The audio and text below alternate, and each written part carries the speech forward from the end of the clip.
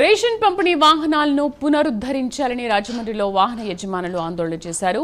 కోటగుమ్మం వరకు వాహనాలతో భారీ ర్యాలీ నిర్వహించారు. రాజమండ్రి మాజీ ఎంపీ మార్గాని భరత్ వారికి మద్దతు తెలిపారు. మాజీ సీఎం జగన్ ప్రవేశపెట్టిన అద్భుతమైన వ్యవస్థ రేషన్ పంపిణీ వాహనాలని మార్గాని భరత్ అన్నారు. ఎండియూ వాహనాలు తిరిగి పునరుద్ధరించాలని హైకోర్టులో న్యాయ పోరాటం చేస్తున్నట్టు తెలిపారు.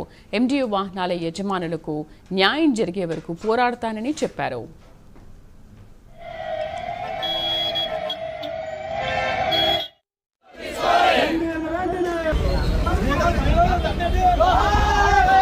రేషన్ సరఫరా చేసే ఎండియూ ఆపరేటర్స్ వీళ్ళు ఏం తప్పు చేశారండి నాకు అర్థం కాల.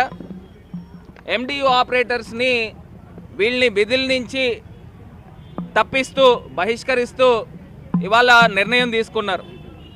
మరి ఎంత అన్యాయం అండి. ఇప్పుడు నేను ఒకటే చెప్తా ఉన్నా, అక్రమాలకి ఏవైతే పాల్పడుతున్న ఘటనలు జరుగుతూ ఉన్నాయో, ఒక పక్కన రేషన్ డీలర్లు ఇంకో పక్కన ఎండియూ ఆపరేటర్లు ఉంటే ఒకళ్ళపైన ఒకళ్ళకి చెక్ ఉంటూ ఉంటుంది. ఒకళ్ళపైన ఒకళ్ళకి నియంత్రణ చేసుకుని ఎక్కడా కూడా అవకతవకలు జరగకుండా ఉండే విధంగా ఈ ఎండియూ ఆపరేటర్స్ పనిచేస్తారు. ఎందుకంటే రేషన్ డిపోల దగ్గర నుంచి ఎక్కడైనా అక్రమాలు జరుగుతున్నాయంటే వీళ్ళు చెక్ పెడతారు. ఒకవేళ వీళ్ళ దగ్గర నుంచి ఏదైనా అక్రమాలు జరుగుతున్నాయనంటే రేషన్ డీలర్లు చెక్ పెడతారు.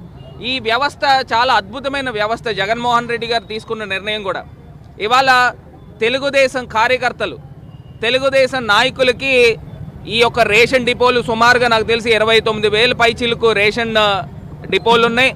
ఇంకొక 6,000 పెంచుతూ ఉన్నారు. రేషన్